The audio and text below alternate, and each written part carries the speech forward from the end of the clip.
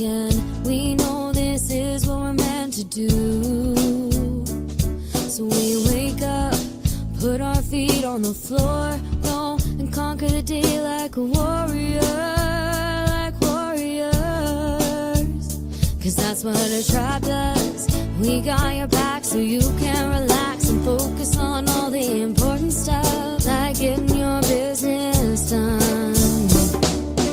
This is our tribe. We look out for each other. That's right, that's right. This is our tribe. We help each other grow in business and life. That's right, that's right. No need to panic anymore. We got lots of support and an army of warriors by our side. We fight the good fight when we unite. We fight the good fight when we unite. Cause that's what a tribe does. We got your back so you can relax and focus on all the important stuff, like getting your business done.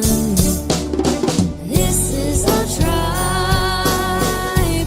We look out for each other. That's right, that's right. This is our tribe. We help each other grow in business and life. That's right, that's right. Hi, everybody. My name is Sondra Ray, and welcome to the Coffee Shop Show, sponsored by Explore ProTech. We are a new words today. Those are going to be fun. International community. That is the word I'm trying to look for. From all over the world, and we talk about all things business-related, entrepreneurship, and how we can help you get things done.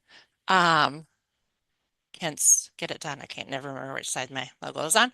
I just came off of an amazing event over the weekend for a different client that really just showed that community tribe is so important and what can be done even if you never physically meet in person until the day of the event. So known these people for 5 years, never met them in person until Thursday night, the day before the event. And we got it done successfully.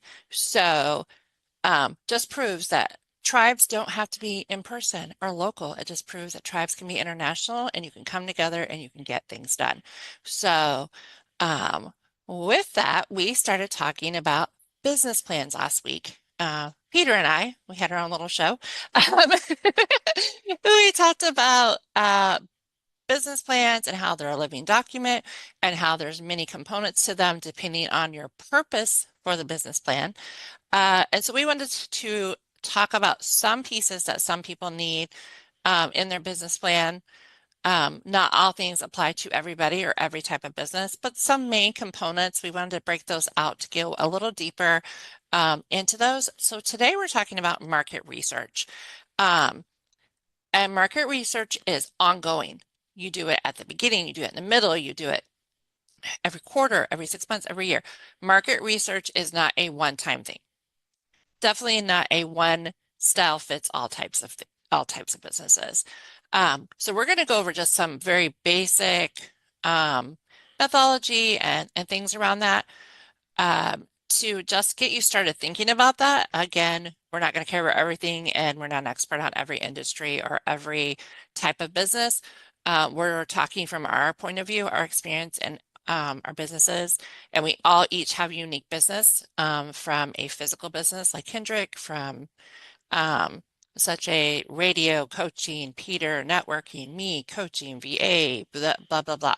So we're all coming from our own perspective. We just want to give that caveat. Peter, how are you? I'm good, thank you. Yeah, I think this is going to be quite interesting because I think there's one thing that doing market research actually achieves. And I think you can sum it up in one word: relevance. Are you still relevant? I think it's going to be quite a hot topic as we go through it. But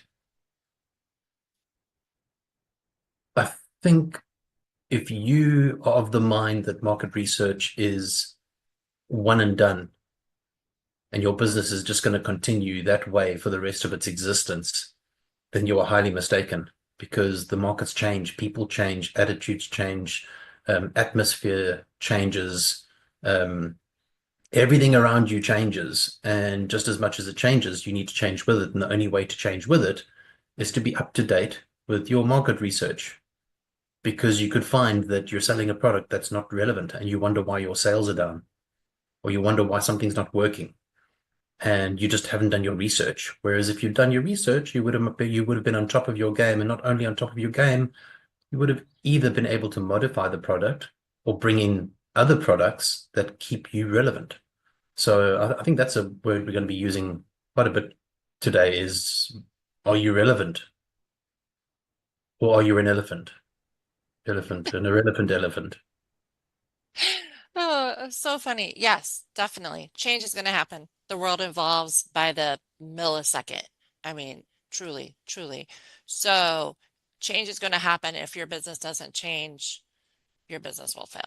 And I'm not one to use that word like ever. Like seriously, I'm not a fan of the word, but it's just the truth. If you're not changing, I work in a financial industry, and yes, there's companies that have been around for 100 years, no joke, but they have kept up with the technology. They've kept up. Some have, some haven't, and some are struggling because of it.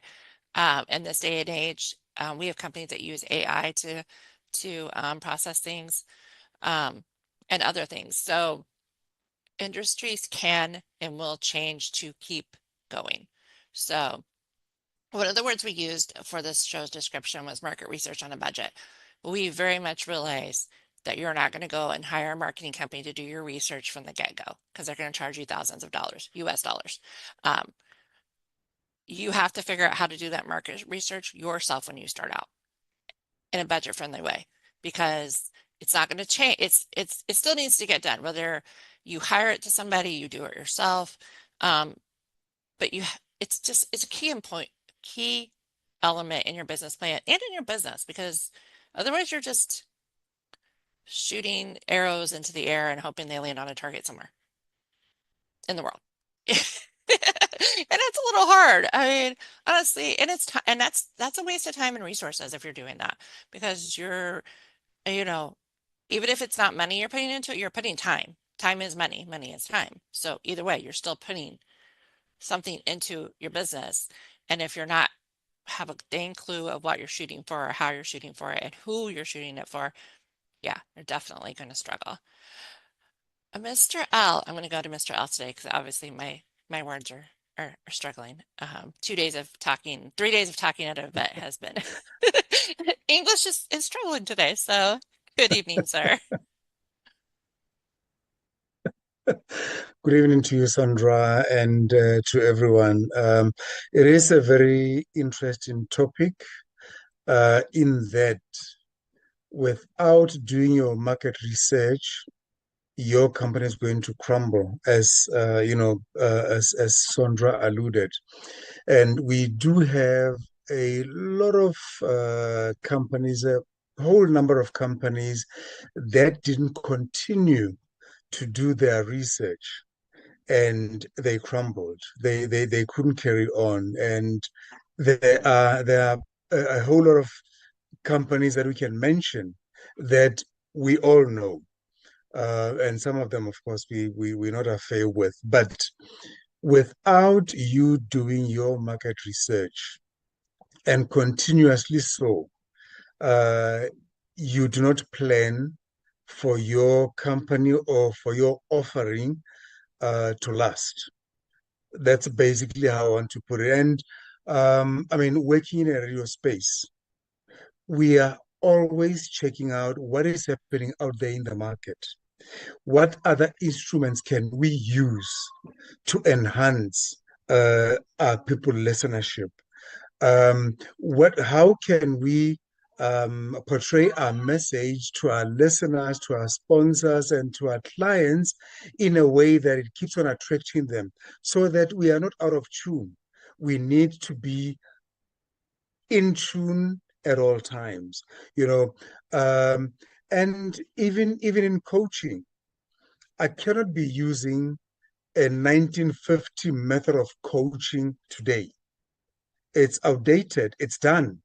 Now I need to be knowing what methods are there for me to help my clients that I can use effectively for that matter, and not just use them because I want to, well, maybe make money out of my clients, but they've got to be effective, because at the end of the day, as a business coach, you want to help your client to grow so that you can grow as well. You know, it's a reverse psychology thing.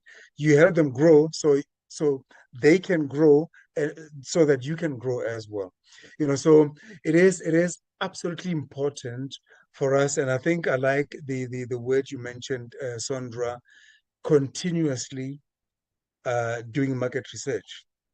If you don't continue with that, your business or your offering will not continue as well. It'll cease to operate.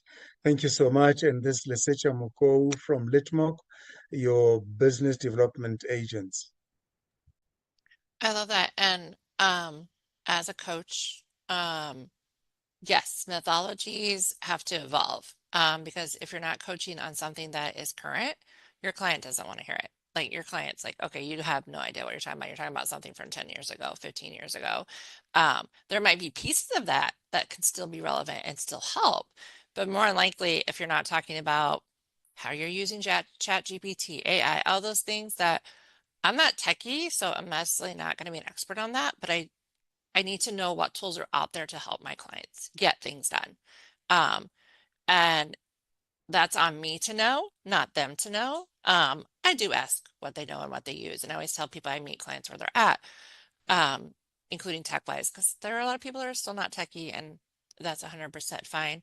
I just know I have to give more time to them. So that's just definitely, I've learned that not only in coaching, but in my other businesses too, that I just have to allow more time to help them do it a little bit slower, and that's fine. One thing, what was I just said? Like you said, you have to keep changing because the life is changing. Peter, I'm gonna let you go, and then I want to start talking about like how to do it. Oh no, you want me to go? Okay. All right. So one of the reasons I worded the show description about research on a budget is because our show is, yes, geared to all entrepreneurs, but we definitely are geared to small startup, just getting started businesses. So one, market research can sound very scary because everybody thinks it's this big, gotta hire, gotta do. Market research can be as simple as a post on your social media with a poll. Seriously, it can be that simple. You're researching the audience. I do polls weekly. They get the most engagement out of everything I post every single week. I get hundreds where I might get tens on the other one. But seriously, in the last year, my polls always get the most engagement. People love answering polls. Like, it's simple. You click a little button, you know, da da da da. You can ask for more details. I reach out and ask, you know, why they picked that. It's also a great conversation starter. And when I talk to people about their answer on the poll, it's not about selling. It really is about, why did you pick that answer? How does that work for you? Is it still working for you? So on and so forth, because I ask about everything from goals to systems to motivation and everything in between. And some of them are a repeat, and they're just different versions of the poll, because not everybody sees everything. So ask multiple times. I just did a poll on that 2 weeks ago. Okay, reword it and do it again, because somebody else will see it. It'll hit differently for someone. You'll get a different answer. But what's important is not only the answers, but ask why they picked that. It's really that simple as a DM. And there's a way you can do it in LinkedIn, but if you say, hey, thanks for answering, why did you pick that? Or how does that work for you? It'll give you so much insight, and guess what? It's free. It's their time they're giving you. It really can be that simple. Polls are a good one. Surveys, if you go to events or if you host an event, make sure you always do a survey after the event. That is actually a task for today after this weekend's event, is to send out the survey, because it gives you good feedback. And surveys can be very interesting because if you can make them anonymous and say you don't have to give your name, because then people will give you real feedback. Sometimes they're harsher feedback and sometimes not. So that's definitely another way to do it on a budget. There's plenty of tools out there that you can do surveys on that are free. Google has a free survey tool. I think Microsoft Office has another one. So there's definitely tools out there that you can use for free for events. What else? Even when you go to networking, ask people what their issues are. Like, and not in the mind of selling, but in the mind of research. Hey, where are you stuck? What are you missing? How does this work for you? And again, come from the perspective of genuine market research, not of, oh, I can solve that for you. Let's go do it. No. And if you say, hey, a lot of people use the word market research and use it in the wrong way. They use it as selling. Like, oh, okay, if you come do this market research for me and then you pitch to them 5 minutes later, please don't do that. You make it hard for us people that are trying to do it in a genuine way. You make it hard for us.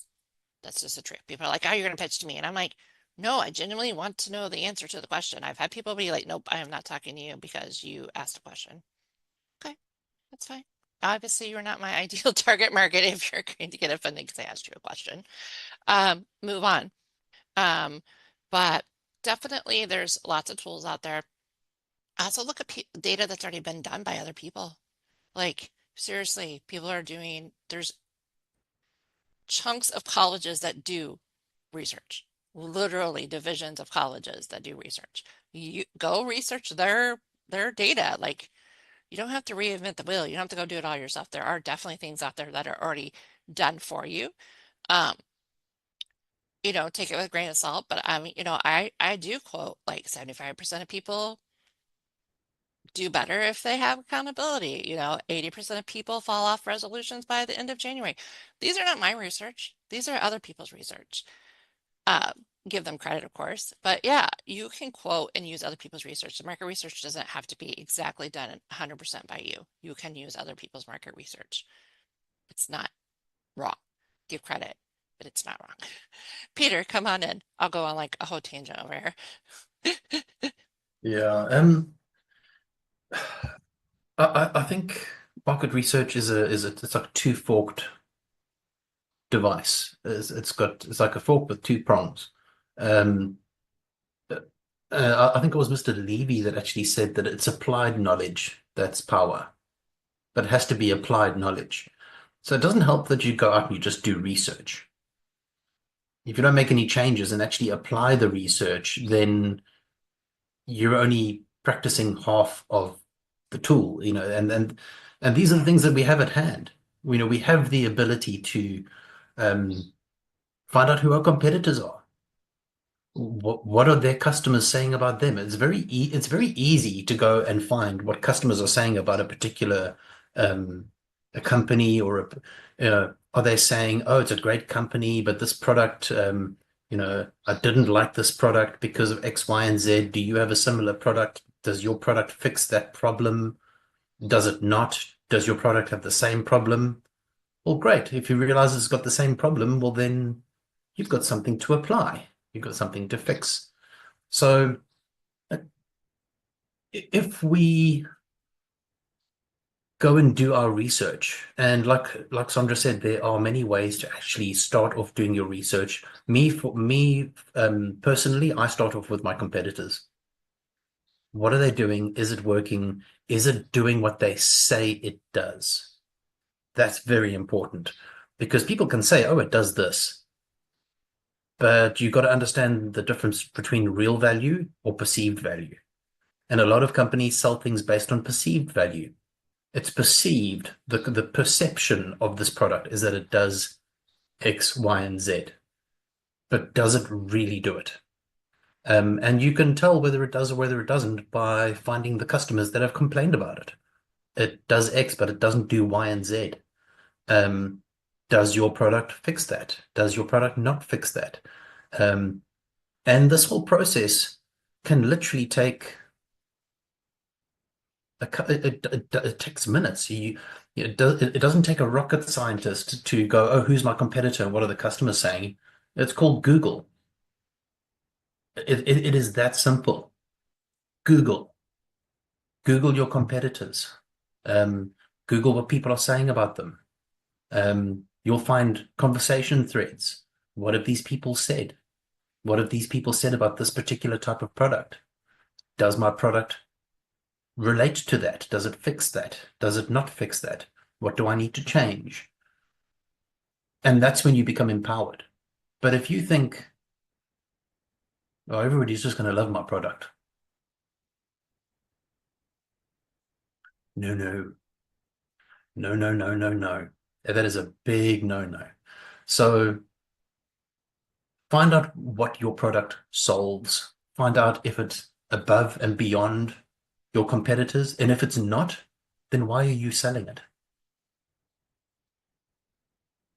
Fix it. Apply the knowledge. Fix it. And then you have something to sell.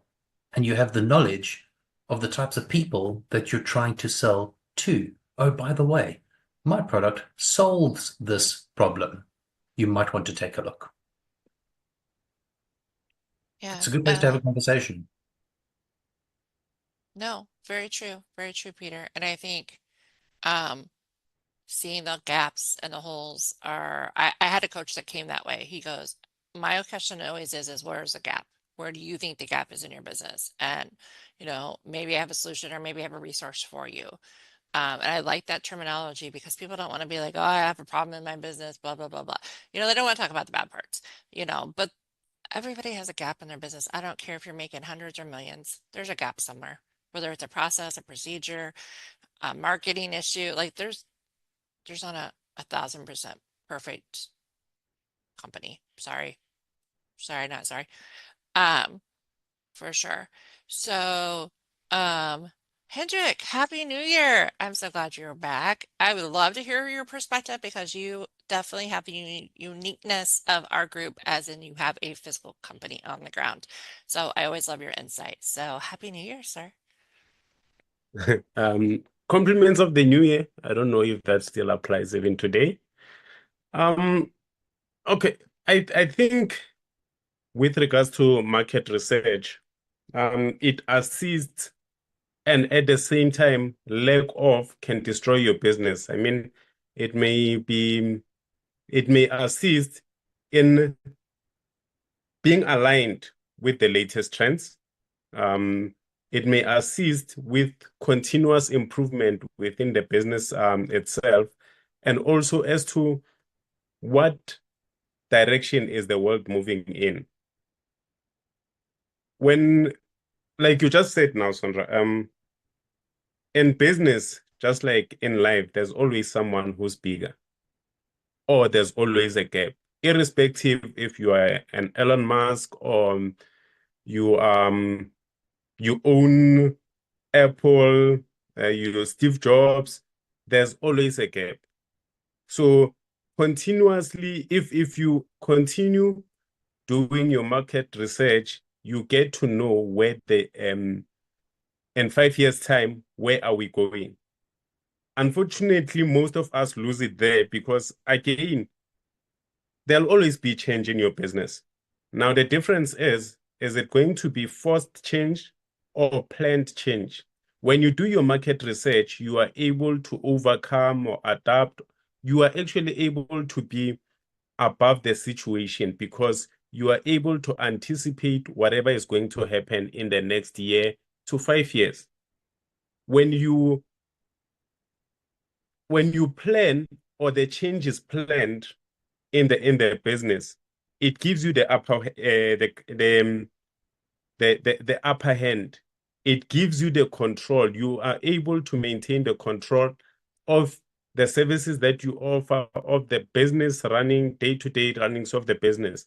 However, if it's forced, you find yourself in a situation where you are trying to chase after current market trends, and it's very difficult to recover from that. So it is very important to continuously look for the changes that are there or that are going to be there and align yourself. I love that, Hendrick. And everything you see on social media is not always true. So I think if you're doing your market research by looking at somebody's social media posts, stop it. Stop it. You're seeing a glimpse. If you looked at my posts this weekend, you would have been like, this conference was amazing. I didn't talk about the things that went very wrong on social media. Things always happen. There's always going to be something that is not going right in somebody's business. And of course, 90% of the time, they're not going to splash it on social media. They're going to keep that. So do your research diligently in different ways. So whether that's looking up their Google reviews or looking up their social media or looking at, we have like a best business bureau in the United States. So there's definitely different ways you can look up businesses. And Hendrick, I like what you said. You're not going to apply every market trend, because if you do that, you'll drive yourself crazy. Like seriously, because those change all the time. You have to do what applies and aligns. Mr. Levy would be so proud of me. Apply and aligns what aligns with your company's values, your business. Not everything is going to align with that. And it shouldn't. That's just the truth. It should not align. Everything should not align and be, oh yeah, I'm going to go, tell everybody I coach and I use ChatGPT for everything. Well, one, I don't. But two, ChatGPT is amazing, but it doesn't necessarily the right fit for everybody, the right fit for everybody's business. So I'm just using an example because I'm seeing people like, I use ChatGPT, blah, blah, blah, blah, blah. I must be amazing. And I think, okay, you use ChatGPT, it's a tool, great. And now it's become this whole industry of how to sell it and how to use it and da, which is great. It's a market trend. If you talk about AI or ChatGPT in your social media, everybody is like, ooh, ah, yay, yay, yay. To me, it's a tool. It's just another tool. I'm not goo gaga, gotta go buy the latest version of it, da, da, da. Do I use it? Sometimes I do. And that's fine.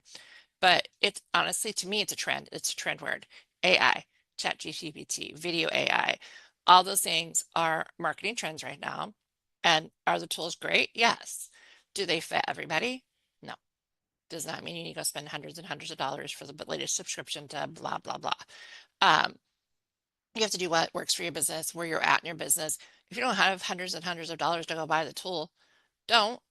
Go find a different version of it or a different methodology of doing that called research, figure it out, and use that instead until you can build up to, if you want to, the one that costs hundreds and hundreds of dollars. So that's part of researching too, because there's usually, for everything that costs hundreds and thousands of dollars, there's usually it might be a lower standard, but there's usually a lower cost version of it. Now, will it have all the bells and whistles of this one? No. Will it get what you need to get done? More than likely. Just being honest. Been in business for 5 years, so I've definitely seen low and high and da da da, and I've invested some of the high, and I usually go back to the low end because I can get what I can get done for what I need it for and not pay the ridiculous amount of money for that. Canva did that. Canva was like, oh, okay, we're gonna we're gonna triple our cost because everybody's using it, everybody loves it. Everybody's like, oh yeah, let's go get something else. Quickly they changed. Canva was not even 30 days. I was like, oh, okay, never mind. We are not gonna triple our costs. Sorry. Backed the heck back hugely because everybody was like, who has a better version that's free? Or a better version for a lower price? Because they were going to triple their price. And everybody's like, no, there's like hundreds of tools that do the same freaking thing. Why am I going to triple my price in your membership? And that's just a very good example of spending money doesn't always necessarily mean you're getting the best thing, So, and I was one of them. I'm like, let me go the free version. Let me go somewhere else. Like, I'm not going to pay triple for that, like for real. But it didn't even take them 30 days to be like, yeah, let's not do that. Because everybody was like, who has better, who has free, who has lower costs. So definitely a trend that they thought they could get away with, and it did not work for them. And honestly, I was like, good for you. Good for seeing that you were going to lose a ton of business by tripling your price and backing down so you would keep, they lost people because people already jumped ship and everything else. But just a really good example of All tools aren't equal, and even if they cost a ton of money, doesn't mean they're equal either. So I guess that's where I was going with that. Mr. L, come on in the conversation.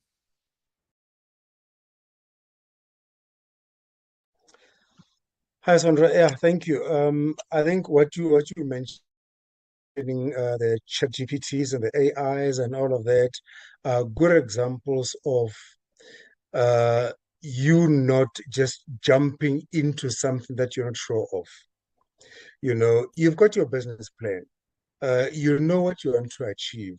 So don't just follow the trends because everybody says it's working. You know, and like you, I do use AI. I use Copilot for a whole lot of other things to lead me into conversations. But I am not going to solely rely on it because it's not supposed to be a tool that tells me what to do. I'm supposed to be telling it what to do. So you don't just fall into it because everybody says it's working. And Peter, you mentioned something about getting reviews on you know, on products or whatever. I don't know if you know about Hello Peter. Hello Peter has been a tool that that has been truthful because people that post on Hello Peter are very honest.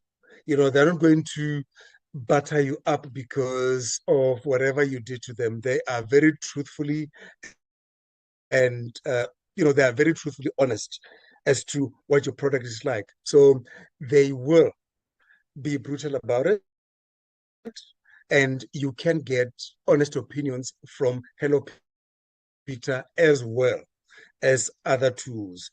And I like what Hendrick also mentioned about forced change as opposed to planned change. You do have your business plan, as I said earlier. And why would you then have a forced change if you know where you're going? Now, with the help of your continued market research, you'll be able to adjust and not be bamboozled by changes that come through because you were not thinking. And just I just want to mention something else.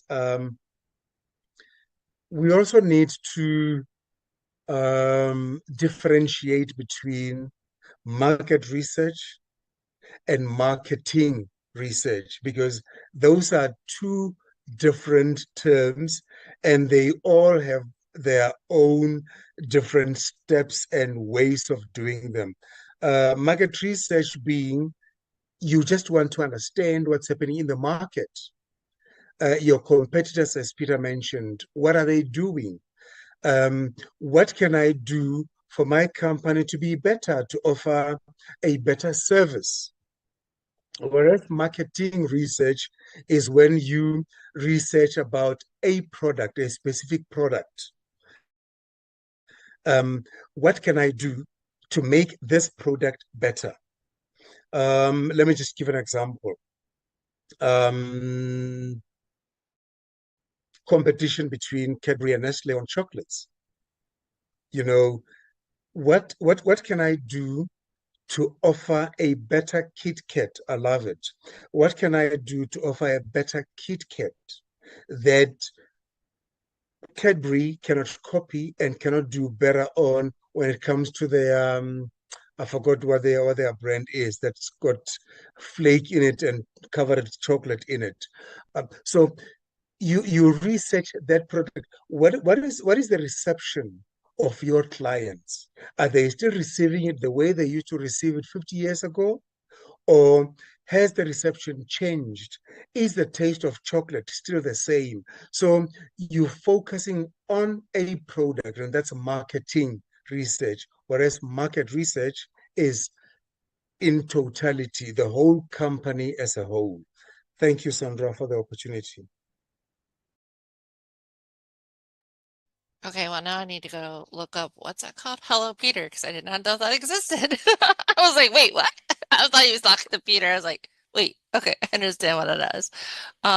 Yes, there's definitely different, yeah, market research and marketing research are two different things. So thank you for bringing that up. So that's definitely important to know. A question from the live YouTube was about how often do you do research? And Gareth was able to hop on the live YouTube. He was going to join the show today, but he had an emergency. Anyways, his suggestion was if your business is missing the mark and you're just not growing, go do market research. That makes sense. If you're struggling, hello, go figure it out. And then quarterly. I love that he said quarterly, and I did not tell him to say that. So we aligned with that, but definitely I would say part of your quarterly review. Like you want to, like we said, change is going to happen by the millisecond.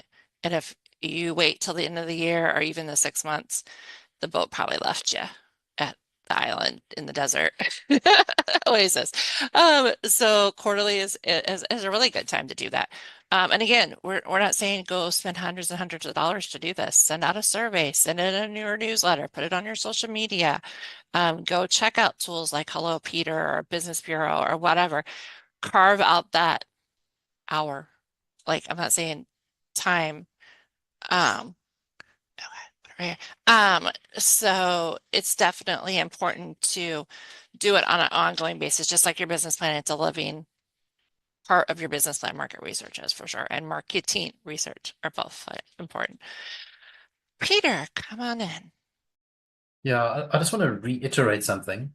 I mean, obviously, the reason that we're having this particular conversation in this particular space is to create a space for the startup entrepreneurs to open their minds a little bit, open their way of thinking, getting them to engage, getting them to think about their products, their services. How can they research about their particular product or service? Can they get their product or service to market? And with startup entrepreneurs, the budget is normally a shoestring budget. It doesn't exist. There is no budget. There is no finances to do these things. So as we have all been startup entrepreneurs in one way, shape, or form, and we've been in those spaces where we've had to figure out how do we do it for ourselves. We do not have the budget to go bring in companies that do market research and then just look at the results, because just looking at the results doesn't make you more intelligent. It doesn't help you much. You actually have to go and get the information that leads you to a result. So shoestring budget, I think we've dropped enough hints as to how you can do that research. Take some time and do it. Then, just as much as this conversation is supposed to relate to startup entrepreneurs, I want to put a warning out there to people that are established. Don't get so overconfident in how established you are, because what you're doing right now is working. And then make the mistake of not doing your market research, because what you're doing might work today, but it might not work tomorrow. So I think this conversation relates to much larger spaces. And if you think about it, I mean, some of the spaces that we've seen that are huge, and they've got entire teams dedicated to market research, haven't done it properly, and they've fallen and stumbled. I mean, look at some of the bigger phone companies. We spoke about it the other day. Whatever happened to Nokia? I'm pretty sure they had a department that was designed specifically just for market research. Where are they now? Why are they not around? So this is how devastating not staying at the head of your game can actually be. And then something Hendrick said earlier, which was really cool, was rather have the upper hand. And I thought to myself, well, rather have the upper hand than be on the back foot. Because backpedaling is dangerous in a space where you're trying to grow something. You don't want to backpedal. So we're trying to building blocks, one on top of the other, one on top of the other. And when it comes time to step into that market research space, just because you think you might not need it doesn't make it irrelevant. It makes it more relevant. It is time to do your market research. Go and do it. I see a lot of people, a lot of entrepreneurs think that, oh, I've designed something. Everybody's going to love it. I've developed a new app. And you haven't done your research because there's 50 other people all in the process of developing something really similar. They're doing their research and they add things to their application that people actually want because they've done their research. And your app just becomes, oh, well, it was great while it lasted. So don't get too overconfident. So for those of you that are established, don't get overconfident. For those of you that are startup, build the confidence. And you can do this. We've all had to do it. So you can do it as well. I love that. I love that, Peter. Yes, you have to work on your business as much as you have to work in your business. And this is something that full transparency, I struggle with. Like I get my passion is to help people, so I'm helping people. But if I don't help myself in my business, and unfortunately I've been there where I have 0 clients. And then you're like, okay, all these tools and things that you built and bought and everything, you can't afford anymore. And it sucks because you're like, I love these things. Oh, wait, you can't afford those anymore because you did not keep relevant, keep building. And I want to be truthful because I know there's a million people just like me that have done that. They're like, I'm doing great. I'm working. I got 20 clients. I'm doing great. I'm doing great. I'm doing great. Life happens. Pandemic happens. Sickness, death, all those things happen.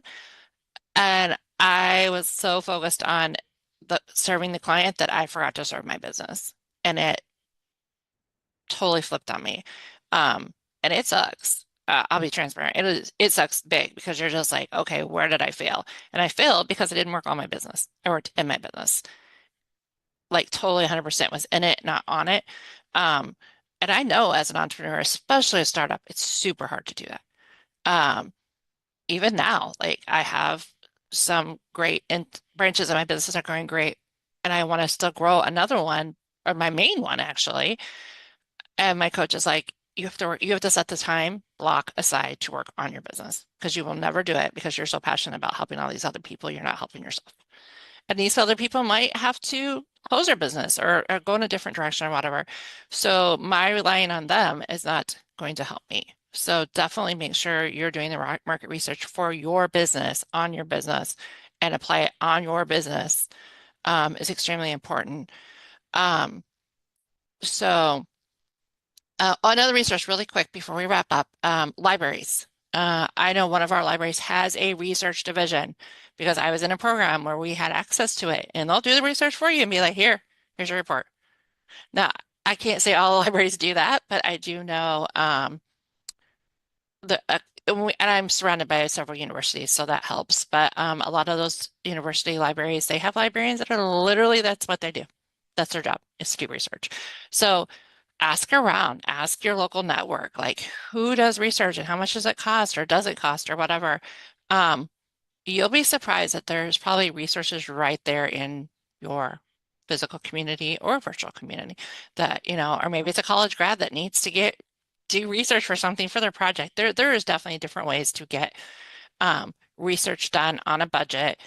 But tap into the resources of people that are already doing it, and maybe they need a testimonial or somebody to be like, hey, they did research for me, let me sign off so they can get credit in class.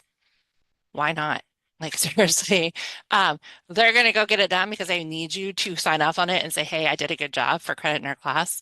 Internships, that's another way to get people to do research for you. One of the clients I had, and she had one intern, that is exactly what she enrolled them for, was just to do research for her business. And the person was in class, and the college paid for the research person. Like the company didn't have, they're just like, can you work with her and sign off on it? It was free. for, I don't know, it was 4 months or 5 months, and she got all the research she wanted. So definitely tap into those resources. Ask other entrepreneurs in your circle, how do they do market research? What are their tools? How they do it in the beginning? How are they doing it now? Because there's just so many different methodologies and ways to get things done. But tap into your resources, and usually the best resources are the people that are around you, because they probably know something that you don't know or you didn't ask. Keyword there, ask. How do you do market research? How do you do marketing research? What resources do you know of? What other networks have you seen it done X, Y, and Z? Use the people around you. Everybody has resources, whether they say they do or they don't, as long as you're not living in the mountains by yourself. You have research, you have methodologies, you have ways to get things done. So with that, I'm super grateful for this amazing panel that are helping us teach and share our experiences of entrepreneurship. Like we said last week, the business plan, we are breaking it down into some sections the next couple of weeks. So definitely keep watching, because we're building each week on top of each other. So go back and watch the ones if you didn't see last week. Peter and I had a very lively conversation about business plans. So definitely go back if you need to, or you're like, okay, I don't know how we got to this point. Go back. That's why they're there. That's why it's turned into a podcast. That's why lives on YouTube. We want to thank Susan, who does a lot of things in the background, from scheduling the show to doing the show notes to turning it into a podcast on Spotify. She also puts all our LinkedIn links in the show notes, so you definitely can reach out to us. We will not say no to a coffee chat. At least I don't know any gentleman on here that will say no to a coffee chat. We all are willing to do those. So yeah, reach out, get to know us, ask the questions. Go on the show and ask us questions. I'm getting better at checking the show afterwards just to make sure all the questions get answered. Or join us live, of course. I do have my next quarterly review workshop is in March. We will definitely talk about reviewing markets and business plans and everything in that. So it is March 20th. There's 2 times so that I can service all parts of the world. That was me doing research. People are like, I can't join because you're only doing it this time every other quarter. Because I was flipping back and forth thinking I was doing good, and people are like, okay, well, that doesn't work for me. So my research proved that I need to do 2 of them in the same week or the same day so that I can reach my international audience, because I do have a very big international audience. Actually, I have more international than I do in the US, but that's fine. But was my research was, okay, they want this, but me doing it every other quarter was not enough. I need to do this in the same quarter, I was going to do it in the same week, and I figured the same day worked best time-wise for me. So definitely do your research and apply it. So my name is Sondra. I'm the owner of Get It Done, and I am a goal accountability coach. I help you get things done by breaking things into bite-sized pieces, using my resources and my networks to help you reach your goals. Peter, do you want to take us out? Awesome. It's come to that time in the show. And I think earlier I was thinking to myself, when certain names are mentioned that are big names, is it highlighted? Do we get more attention? If so, Elon Musk, Elon Musk, Elon Musk, Elon Musk. There we go. We should get some attention now. But with that being said, it's come to that point in the show where we have to say goodbye. But we'll end it off with the famous words from Nastine Botha, which is my co-founder and now wife. May all your wildest